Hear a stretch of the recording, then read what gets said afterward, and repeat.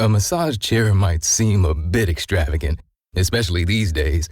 8 different settings, adjustable intensity, plus it's heated, and it just feels so good.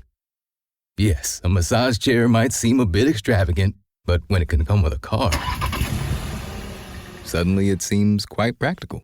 The all-new 2025 Volkswagen Tiguan, packed with premium features like available massaging front seats, it only feels extravagant. You just realized that you needed to hire someone yesterday. How can you find amazing candidates fast? Easy. Just use Indeed. When it comes to hiring, Indeed is all you need. Stop struggling to get your job posts seen on other job sites. Indeed's sponsored jobs help you stand out and hire fast. With sponsored jobs, your post jumps to the top of the page for your relevant candidates so you can reach the people that you want faster. And it makes a huge difference. According to Indeed data, sponsored jobs posted directly on Indeed have 45% more applications than non-sponsored jobs. Plus, with Indeed sponsored jobs, there's no monthly subscriptions, no long-term contracts, and you only pay for results. How fast is Indeed? Well, in the minute I've been talking to you, 23 hires were made on Indeed, according to Indeed data worldwide. There's no need to wait any longer. Speed up your hiring right now with Indeed. And listeners of this show will get a $75 sponsored job credit to get your jobs more visibility at Indeed.com/BWN. Just go to Indeed.com/BWN right now and support our show by saying that you heard about Indeed on this podcast. Indeed.com/BWN. Terms and conditions apply. Hiring? Indeed is all you need.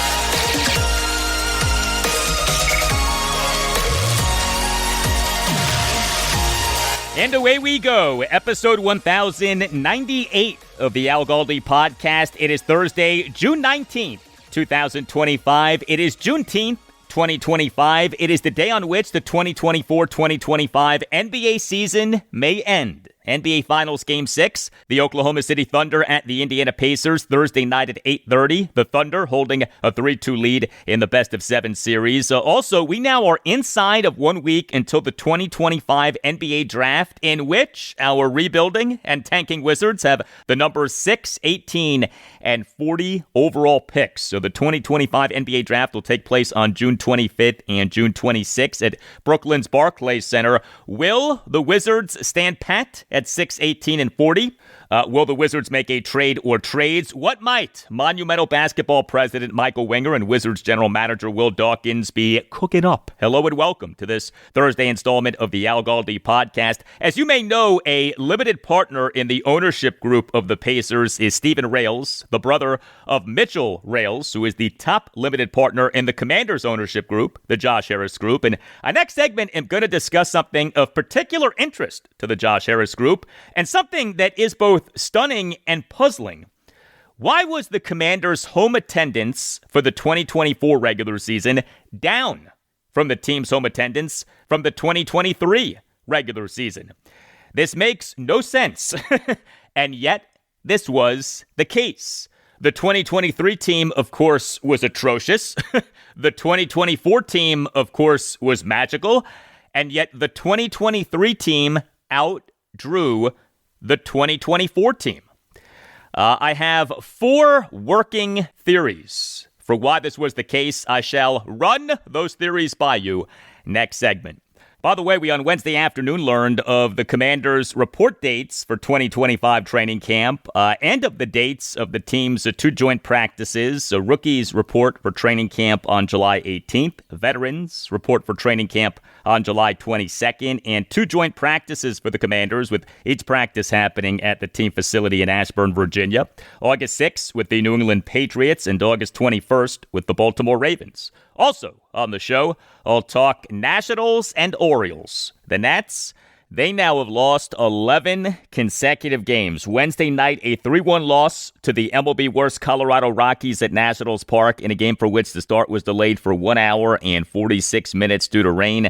The Nats nightmare continues, and during our Nats segment, we'll react to comments from Nats President of Baseball Operations and General Manager Mike Rizzo on Wednesday morning, including him saying that the Nats rebuild started with the Juan Soto trade of August 2022?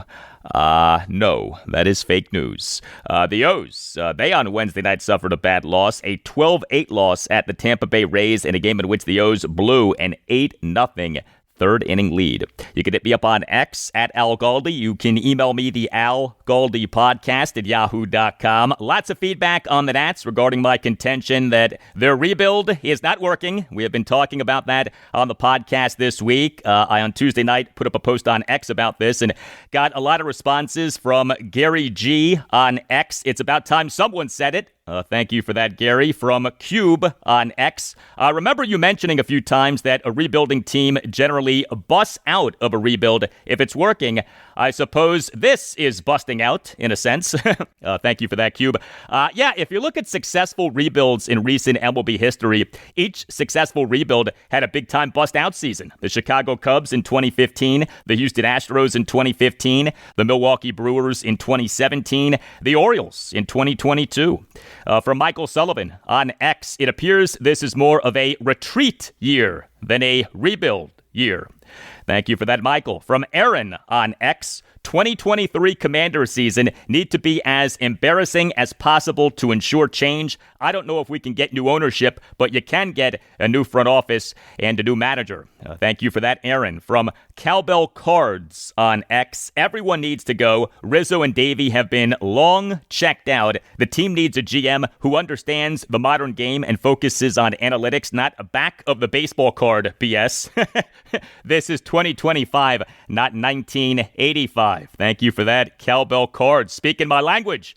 From Chris on X, the learners are laughing all the way to the bank. They have no incentive to sign good players because fans keep spending money despite the horrible on-field product. Fans need to hold the owners accountable or nothing will ever change. Thank you for that, Chris. From Natador on X, 80% learners, 15% Davey, and 5% Rizzo. Thank you for that, Natador. I would increase the percentage of blame for Mike Rizzo. As much as we love the ninja on this podcast, Mike Rizzo, a ninja over the years with all of the great trades that he has made. His drafting has left a lot to be desired for way too long now. There is plenty of blame to go around. The Lerner ownership group deserves blame for not spending more on infrastructure and players. It's not just about players, it's also about infrastructure.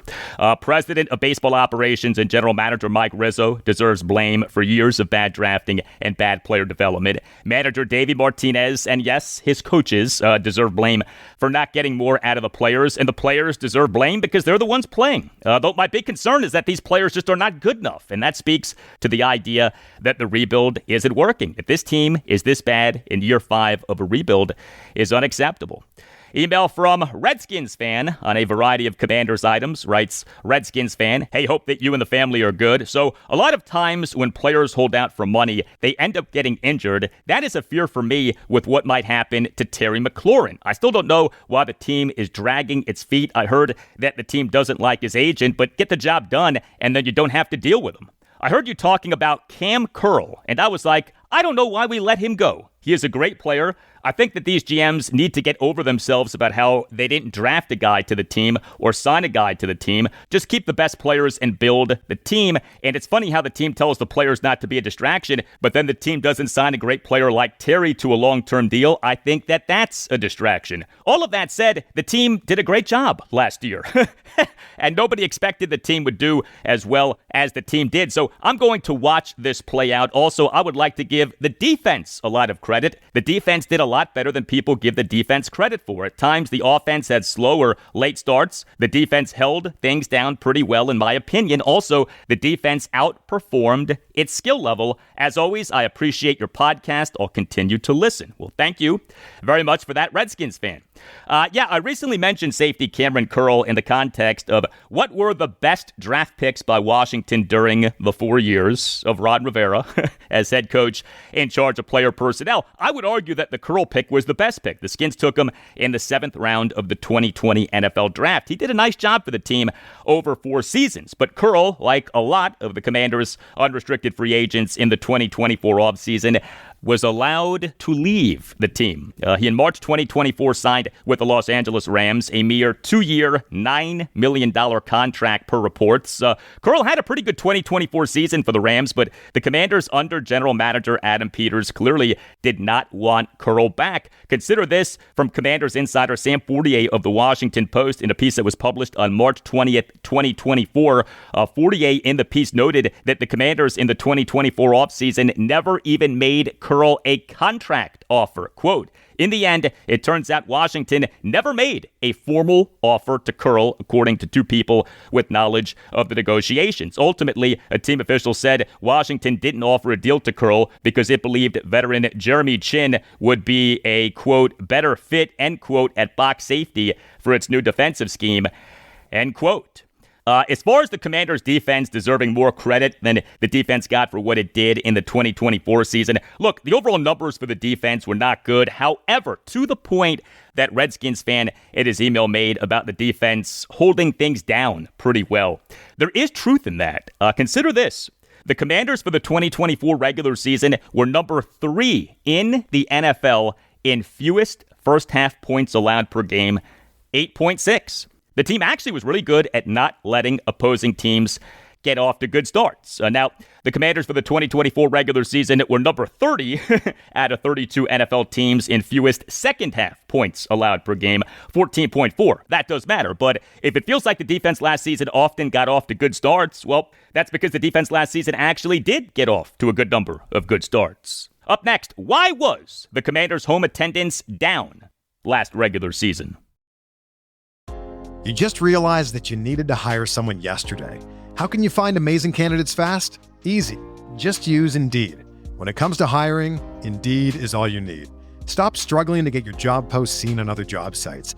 Indeed sponsored jobs help you stand out and hire fast. With sponsored jobs, your post jumps to the top of the page for your relevant candidates so you can reach the people that you want faster.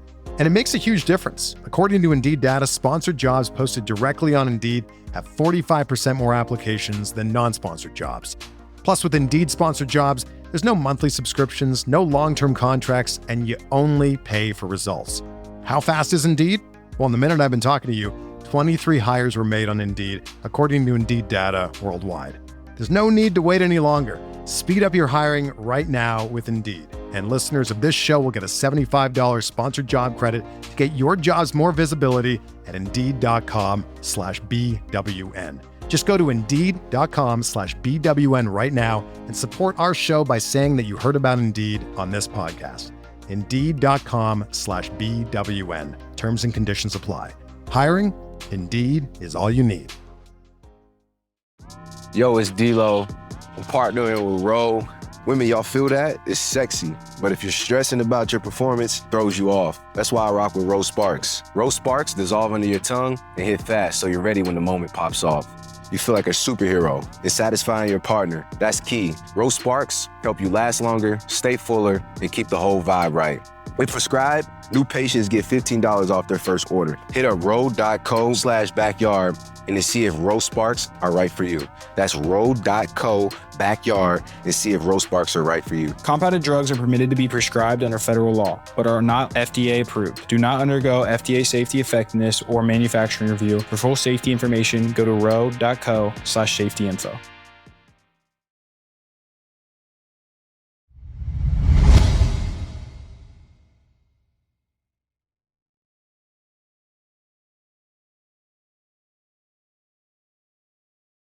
Hey, please consider subscribing to the podcast if you're not already doing that. Subscribing to the podcast costs nothing. Make sure that you never miss an episode and helps out the podcast a lot. And if you're already subscribing, thank you. This segment want to explore something that I have mentioned before, but that we've never truly delved into and that has barely been mentioned or discussed anywhere else. And that is, why was the Commanders' home attendance for the 2024 regular season down from the team's home attendance for the 2023 regular season. The Commanders for the 2023 regular season were number 27 out of 32 NFL teams in average home attendance, 63,950. The Commanders for the 2024 regular season were number 30 out of 32 NFL teams in average home attendance, 63,428. So the decline was by 3 spots in terms of NFL ranking and was by 422 fans per game in terms of average home attendance. Now, that's not some precipitous fall, but that is a decline. Now, the team in the 2023 regular season had 8 home games as compared to in the 2024 regular season having 9 home games. But, of course, there is a big difference between the quality of each season for the team. The Commanders in the 2023 regular season were horrendous, a record of 4-13, including 1-7 at home, point differential of minus 189, worst in the NFL. The Commanders ended the 2023 regular season on an 8-game losing streak. The Commanders in the 2024 regular season, though, of course, were great. A record of 12-5, including 7-2 at home. This was the franchise's first regular season with at least 11 wins since going 14-2 in the 1991 regular season. A point differential of plus 94. The Commanders ended the 2024 regular season on a 5-game winning streak. And, oh, by the way, the team's QB1 in the 2024 regular season was a guy who had an all-time great rookie season in Jaden Daniels, a superstar rookie quarterback. What is more box office than that in the NFL? And yet, the Commanders' home attendance for the 2024 regular season was down from the team's home attendance for the 2023 regular season. How and why did the hideous 2023 team outdraw the wonderful 2024 team? Hey, maybe the drawing power of Ron Rivera in his final season as Washington head coach was larger than we ever knew. Growth and development. Yes, thank you, Ron. Growth and development. Well, I have 4 working theories for why the Commanders' home attendance for the 2024 regular season was down from the team's home attendance for the 2023 regular season. And I say working theories because there are flaws with each of these theories. Also, I don't think that there is just one reason for the attendance not being appreciably better this past season. There are multiple reasons, and I do very much welcome your theories. I in no way have all of this figured out. You can hit me up on X at Al Galdi. You can email me the Al Galdi podcast at yahoo.com. I am going to go through my 4 theories in ascending order in terms of likelihood and impact.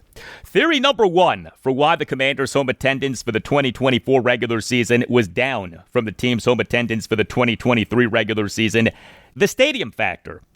Northwest Stadium is, at best, one of the worst stadiums in the NFL. Northwest Stadium may well be the worst stadium in the NFL. We also have the increasing appeal of watching NFL games at home as opposed to the inconvenience and cost of attending games. And so the result is just a general tendency for people not to attend Commanders' home games. I do think that there's a lot to this theory, but there are 2 problems with this theory. A, Commanders ownership, the Josh Harris Group, made noticeable improvement to Northwest Stadium for last season to where the game day experience, as best as I could tell, was much improved for many, if not most fans. And B, FedEx Field / Northwest Stadium being bad isn't new. I mean, this has been the case for years and certainly was the case in the 2023 season. So why did the awful 2023 Commanders team outdraw the glorious 2024 Commanders team? I am not aware of tickets being sold to opposing teams' fans being more of a thing in the 2023 season than in the 2024 season, but if you are aware of that, please let me know. Theory number 2 for why the Commanders' home attendance for the 2024 regular season was down from the team's home attendance for the 2023 regular season: the sale of the team factor. The Commanders' 2023 regular season started shortly after the sale of the team from Dan and Tanya Snyder to the Josh Harris Group. The sale was officially closed on July 21st, 2023. The Commanders' regular season opener was on September 10th, 2023. A 2016 win over the Arizona Cardinals at a sold-out and rainy FedEx Field. Indeed, there was an elation over the sale of the team. Really like nothing in Washington, D.C. area sports that I had ever experienced or seen. The team in the 2023 regular season, as you may recall, had all of these home sellouts and proudly announced those sellouts. And the sellouts clearly were a function of the sale of the team. Although remember, the team did begin the 2023 regular season 2-0. The franchise's first 2-0 start to a regular season since 2011. So the Commanders' 2023 regular season had something that the team's 2024 regular season did not. This extreme joy regarding the team having just been sold. This extreme joy regarding the regime of the Danny having been toppled. But there are two problems with this theory. A, the Commanders in the 2024 regular season still were owned by the Josh Harris Group. It's not like the Harris Group's ownership tenure all of a sudden had grown stale. And B, the Commanders in the 2024 regular season had two things that provided further elation, further extreme joy. The team going 12-5 and a quarterback in Jaden Daniels who had an all-time great rookie season. So I don't see why the bump from the sale of the team would have been more pronounced than the bump from the team going 12-5 and from Jaden Daniels doing so well. Theory number 3 for why the Commanders' home attendance for the 2024 regular season was down from the team's home attendance for the 2023 regular season. The name factor. Yes, the name. The idea here would be that the entire name saga has lessened the fan base to where even a renaissance season like the team's 2024 season doesn't result in a major increase in attendance. The idea here would be that the name Redskins being retired and the name Commanders being so disliked have furthered the erosion of the fan base to where even the team going 12-5 and even the team having a quarterback who has an all-time great rookie season aren't enough to spike attendance. I do think that there is validity to this theory. There absolutely are people whose fandoms have been drastically lessened by the name saga. You may not agree with those people, but those people exist. I've heard from many of these people. They feel a big-time detachment from the team. But there are two problems with this theory. A, there really wasn't any reason for there to be more detachment this past season than in the 2023 season other than the passage of time. Like, why would the detachment have been more pronounced this past season as compared to in the 2023 season, unless it is just that the more that time passes, the more that the detachment is felt. B, the Commanders doing so well this past season absolutely made some people, maybe even many people, more accepting of the name Commanders. So would that not have canceled out at least some of the detachment? And then theory number 4 for why the Commanders' home attendance for the 2024 regular season was down from the team's home attendance for the 2023 regular season. The presidential election factor. No, the presidential election factor. This, to me, may well be the number 1 factor. So last year, as you may have noticed, was a presidential election year, but it wasn't just any presidential election year. It was a presidential election year in which one of the candidates was maybe the single most polarizing figure in the history of American politics, Donald Trump. Last year was a presidential election year in which said candidate was the victim of not one but 2 assassination attempts, including one in which he actually got shot. Last year was a presidential election year in which the sitting president, Joe Biden, was forced out of the race, dropped out of the race after a disastrous debate performance. There was a lot going on with this presidential election last year. Could it be that the interest in this presidential election, that the interest in politics in this Washington, D.C. area, that of course is the center of the American political scene, was a major reason for why the Commanders, even in this tremendous 2024 season, did not experience a significant increase in attendance and actually experienced a decline? Could it be that a large number of Commanders fans this past September through January were more interested in watching cable news and listening to podcasts about politics and reading about politics, to where the interest in the Commanders was lessened? But we'll be back for this coming September through January. Maybe there were a lot of Commanders fans who last September through January preferred to spend their Sundays watching Fox News Sunday and Meet the Press and Face the Nation than going to Commanders games.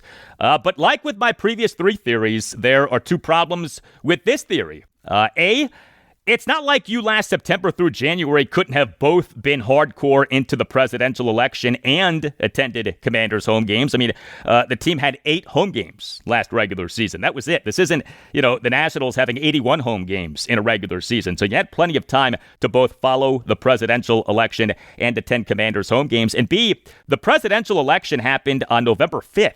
The Commanders, after November 5th, played 5 regular season home games. More than half of the team's home games last regular season happened after the presidential election. So unless you were, super bummed about Trump winning or were super hungover from Trump winning, you still had ample opportunity to attend a Commanders home game last regular season, even if you were super into the presidential election. So these are my theories. As I've outlined, each theory is flawed. But I do find this to be an interesting topic and an underrated topic. I have heard little to zero conversation about this topic. Why was the Commanders' home attendance for the 2024 regular season down from the team's home attendance for the 2023 regular season? How and why did the horrendous 2023 team outdraw the unforgettable 2024 team? Again, I welcome your feedback and theories on this. You can hit me up on X at Al Galdi. You can email me the Al Galdi podcast at yahoo.com. I can promise you that the Commanders themselves have explored this topic. I can promise you that managing partner Josh Harris and limited partners Mitchell Rales, Mark Ein, and Magic Johnson and team president Mark Klaus have explored this topic. Maybe they have the answers, but maybe not. Maybe we can help Josh Harris and company find the answers. Hey, if you're planning a party, a family reunion, a wedding, a corporate gathering, and aren't sure where to start or what to do, no worries, no stress. Just visit cateringbyuptown.com and make sure that you mention that Al Galdi sent you.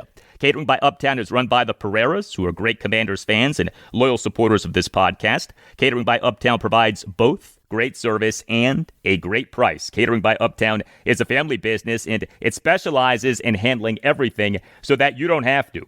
Catering by Uptown understands that special events deserve to be celebrated in style. Catering by Uptown takes care of every detail so that you can enjoy your event. Catering by Uptown is committed to meeting your needs and exceeding your expectations. Great service, amazing cuisine, and reliability are the foundation of what makes Catering by Uptown one of the most referred caterers throughout Maryland, Washington, D.C., and Northern Virginia. And know this, if you visit cateringbyuptown.com and click on venues, you can set up your own personal tour of one of Catering by Uptown's premier venues, including outstanding waterfront venues. Catering by Uptown offers the ability to coordinate services at over 100 of the best reception halls, vineyards, farms, historic homes, event venues, banquet facilities, and wedding venues in the area. Visit cateringbyuptown.com and make sure that you mention that Al Galdi sent you. That's cateringbyuptown.com and make sure that you mention that Al Galdi sent you.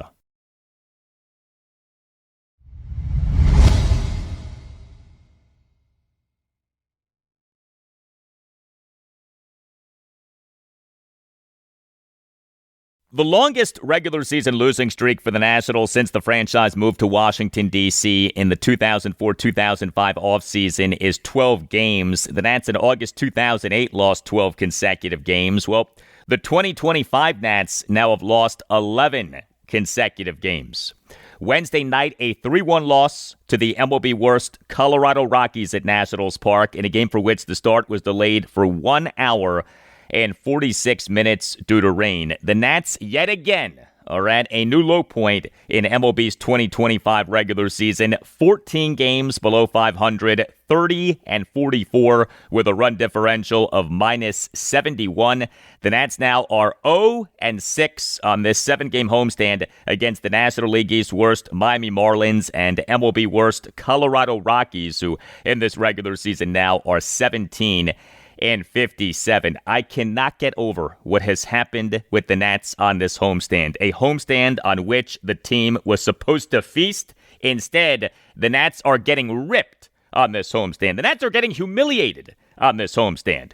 The Nats offense continues to have a horrendous month of June. The Nats, in scoring at least 9 runs in each of 4 consecutive games from May 28th through May 31st, have totaled just 42 runs in 16 games. The Nats on Wednesday night totaled just 1 run, 7 hits, and 3 walks, and went just 1 for 10 with runners in scoring position. The 7 hits were a double and 6 singles. So the double was by James Wood. He is the Nats starting left fielder and number 2 batter. Went 1 for 3 with an RBI double and a walk. And the RBI double was something. Wood in the Nats 1-run 7th had a 2-out full count RBI double to the right center field gap to cut the Nats deficit to 2-1. The double had an exit velocity of 116.2 miles per hour per StatCast. 116.2 miles per hour. That is impressive. The Nats in this game did hit a good number of balls hard. Brady House, he is the Nats starting third baseman and number 5 batter, went 2 for 4 with 2 singles and a stolen base. But what stood out with House as much as anything was a hit that he did not get. House in the bottom of the third with the bases loaded and 2 outs scorched the ball 101.3 miles per hour per StatCast, but the result was a lineout to Rockies third baseman Orlando Arcia, who made a great diving catch. The Nats starting pitcher in this 3-1 loss to the Rockies on Wednesday night was Mitchell Parker. He was very good. He allowed 1 run in 6 innings with 8 strikeouts versus no walks. He gave up 6 hits, which were a home run, 2 doubles, and 3 singles. He threw a lot of strikes, 84 pitches, 59 strikes versus just 25 balls. So Parker in the top of the 6th gave up a 2-out solo homer by Michael Toglia to left center field for a 1-0 Rockies lead. But Parker otherwise was impressive, and he needed this. Look, the Rockies are bad. We get that, although, they in this series aren't looking that bad. But Mitchell Parker had been struggling. He now for this regular season, 15 starts, ERA of 4.59, whip of 1.32. But the Nats bullpen in this 3-1 loss to the Rockies on Wednesday night was not good. 3 Nats relievers combined to allow 2 runs in 3 innings. Brad Lord, he in the top of the 7th, allowed a run off giving up a leadoff opposite field triple by Orlando Arcia to right field on a ball in which right fielder Dalen Lyle failed in an attempt at a diving forward catch, resulting in the ball getting by him and then actually stopping in front of the warning track. But another instance of bad Nats defense. Jose A. Ferrer, he in the top of the 8th allowed a run as he gave up a 2-out solo homer by Jordan Beck to left center field for a 3-1 Rockies lead. And Ryan Ludis tossed a perfect top of the 9th. But look, you allow just 3 runs, you should win. The Nats offense, big-time problem right now. We have talked about whether Nats manager Davey Martinez might get fired. Nats hitting coach Darnell Coles may well be the guy who gets fired first. Meantime, Nats president of baseball operations and general manager Mike Rizzo, he on Wednesday morning appeared on the Sports Junkies on 106.7 The Fan. Rizzo has yet to do a session with reporters during this regular season. Very disappointing, but Rizzo does do these weekly appearances on the Sports Junkies, and Rizzo on Wednesday morning very much stood by Davey Martinez as Nats manager. You in listening to this did not at all get the sense that Rizzo firing Martinez is imminent, but I would point out 2 things. Number one of the most cliche things in sports is a manager or a head coach perceived to be in trouble receiving a vote of confidence only to soon be fired. Number 2, it was a little more than 3 years ago that Rizzo on the Sports Junkies said that he wasn't trading outfielder Juan Soto. And then 2 months later, Rizzo, wait for it, traded Juan Soto. Rizzo on the Sports Junkies on June 1st, 2022, quote, "We are not trading Juan Soto. We've made it clear to his agent and to the player. We have every intention of building this team around Juan Soto. We've spoken to his agent many, many times, recently sat with him when he was in Washington, D.C., made it clear to him that we are not interested in trading him, and I guess the rest of the world just doesn't believe it, but that's our position."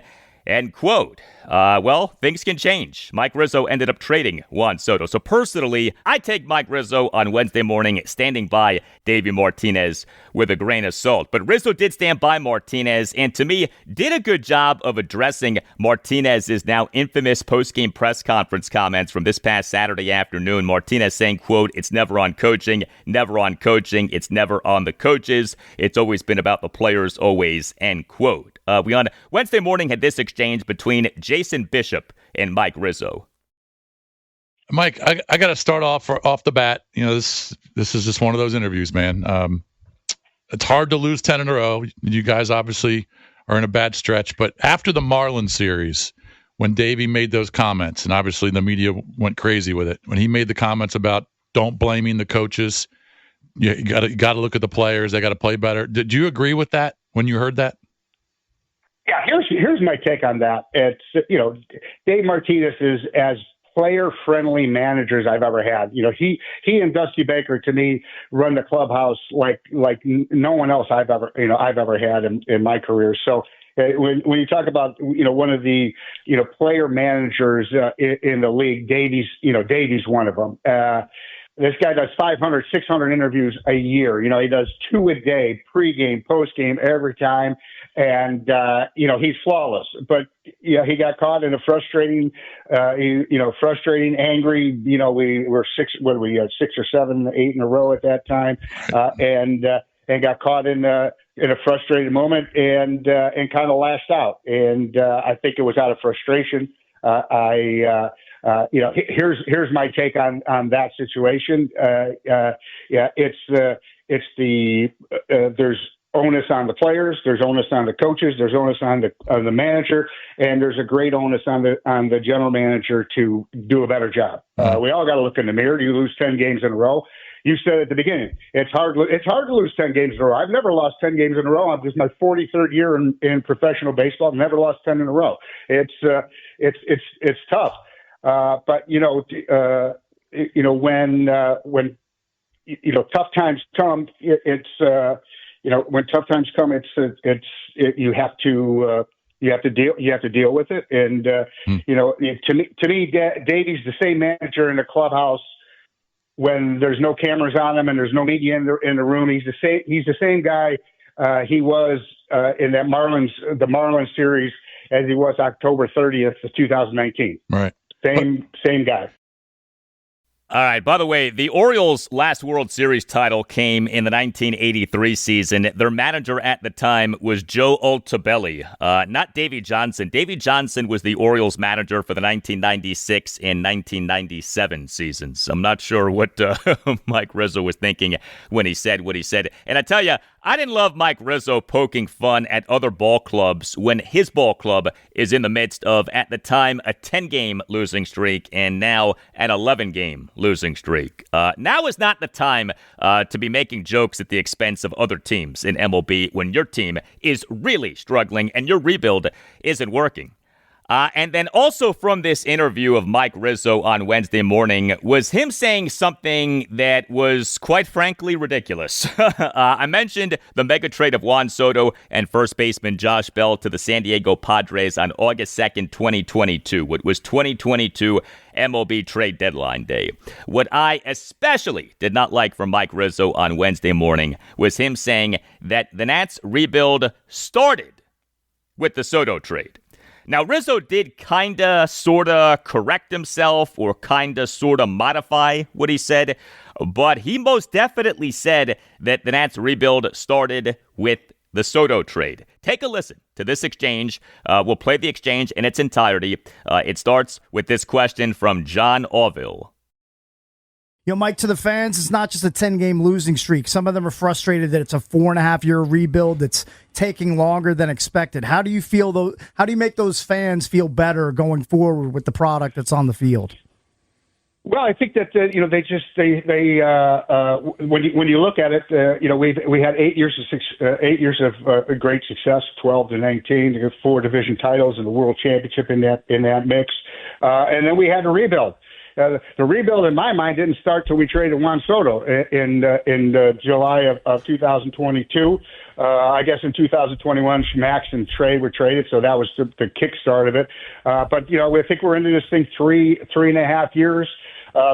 the rebuild, before when I took over in 2009 to winning the division title in 2012. Took three plus years. This one's going to take a little bit longer. But all these rebuilds aren't linear, and landscapes change, injuries happen, player performance it doesn't develop as on schedule as you would like. But I think when you see the 4 or 5 young position players that we have, and the 2 or 3 young starting pitchers we have, and the 3 or 4 bullpen guys that we have, they're all young, controllable players that are going to develop with us and learn with us and learn how to win. And when we get to the time where we're ready to win, hopefully we'll invest in the roster and make some moves to put us over the top. All right, so like I said, Mike Rizzo did kind of sort of correct himself, did kind of sort of modify what he said, but he most definitely said that the Nats rebuild started with the Juan Soto trade. That is not true. The Nats rebuild most certainly did not start with the Juan Soto trade. The 2021 MLB trade deadline was on Friday, July 30th, 2021 at 4 p.m. Eastern. The Nats, over a period of a little more than 24 hours in the lead-up to that deadline, traded a total of 8 players for a total of 12 prospects in a massive fire sale and in a needed fire sale. I very much applauded that fire sale. But that was the start of the Nats rebuild. To assert that did not constitute the start of the Nats rebuild is absurd. It is to Mike Rizzo's benefit to say that this rebuild has not been going on for as long as the rebuild has been going on, because, as I've been saying, the rebuild isn't working. But the rebuild, without question, started with that fire sale in late July 2021. This is year 5 of the rebuild, not year 4. I don't know if Mike Rizzo misspoke and then caught himself, or if he truly believes that the rebuild started with the Juan Soto trade, or if he's just trying to con us, okay? But the idea that the rebuild started with the Juan Soto trade is ludicrous. Game 4 for the Nats against the Rockies at Nationals Park, Thursday afternoon at 1:05. Trevor Williams will be the Nats starting pitcher. If you're a lineman in charge of keeping the lights on, Grainger understands that you go to great lengths, and sometimes heights, to ensure the power is always flowing. Which is why you can count on Grainger for professional-grade products and next-day delivery, so you have everything you need to get the job done. Call 1-800-GRAINGER, click Grainger.com, or just stop by. Grainger, for the ones who get it done. Back so soon? Oh no, what happened?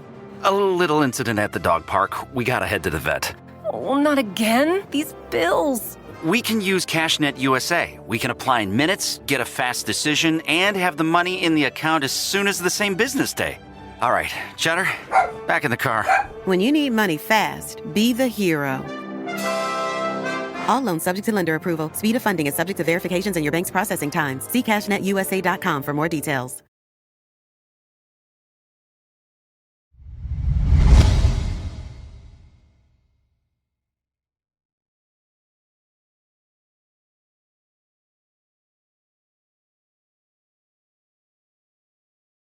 Well, the Orioles are in the midst of a 4-game series at the Tampa Bay Rays, who are playing their home games in MLB's 2025 regular season at Steinbrenner Field at the New York Yankees spring training facility in Tampa. The Rays' home ballpark, Tropicana Field, is unavailable due to extensive damage caused by Hurricane Milton.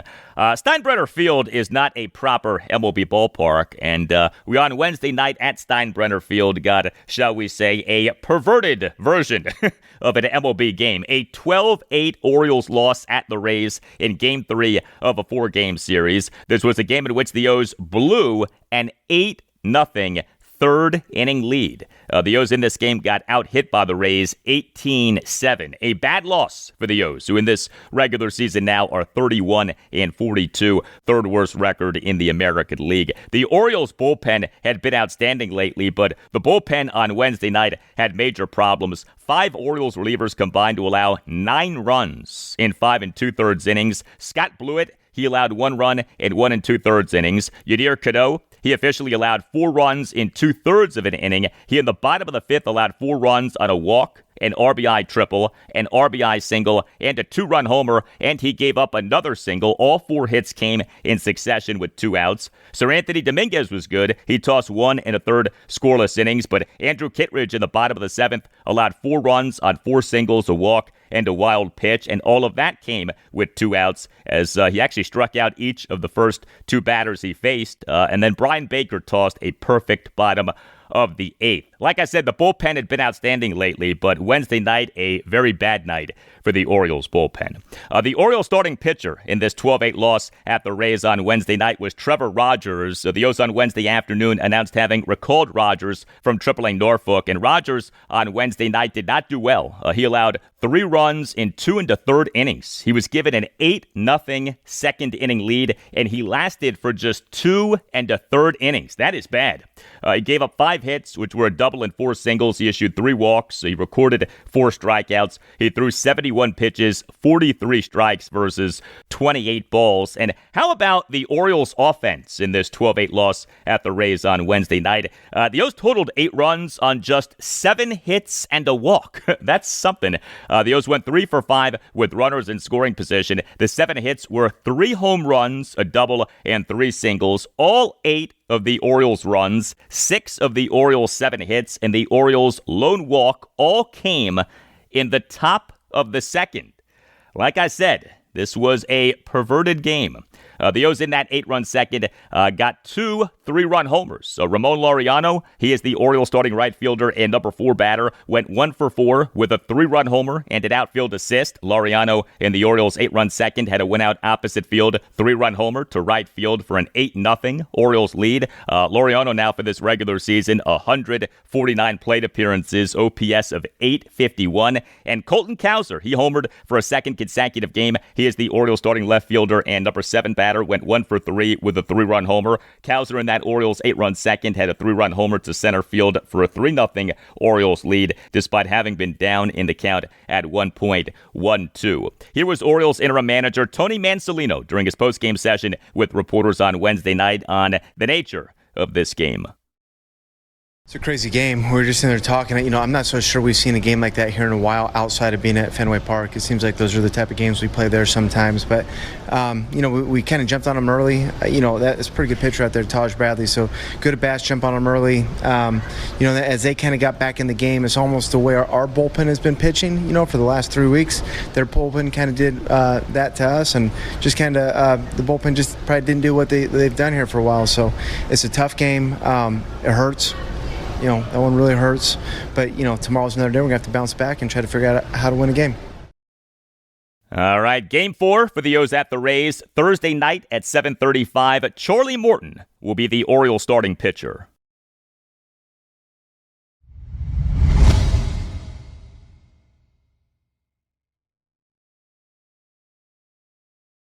And that'll do it for you and me for now. Keep the feedback coming. You can hit me up on X at Al Galdi. You can email me the Al Galdi podcast at yahoo.com. Friday show, episode 1099. We'll have much more on the Commanders. And on Friday show, we'll talk Nationals and Orioles. The Nats are home to the Colorado Rockies Thursday afternoon at 1:05 in Game 4 of a 4-game series. The O's are at the Tampa Bay Rays Thursday night at 7:35 in Game 4 of a 4-game series. Have a great rest of your Thursday, and I'll talk to you on Friday. Growth and development,